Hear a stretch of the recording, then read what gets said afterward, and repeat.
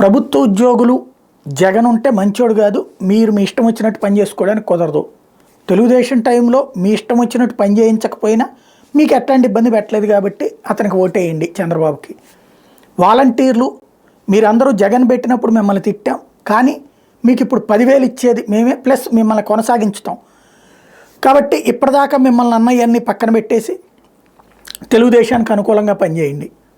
పోలీసులు ఇన్నాళ్ళ నుంచి మీరందరూ కూడా వైసీపీ తొత్తులు అని చెప్పాం. ఇప్పుడు మీరందరూ కూడా జగన్ని ద్వేషించండి, జగన్ మిమ్మల్ని అందరిని ఇబ్బంది పెడుతున్నాడు కాబట్టి మాకు అనుకూలంగా వ్యవహరించండి, తెలుగుదేశానికి అనుకూలంగా వ్యవహరించండి, తెలుగుదేశాన్ని గెలిపించండి. ఇది ప్రస్తుతం ఈనాడు ఆంధ్రజ్యోతి అనుసరిస్తున్నటువంటి స్టైల్.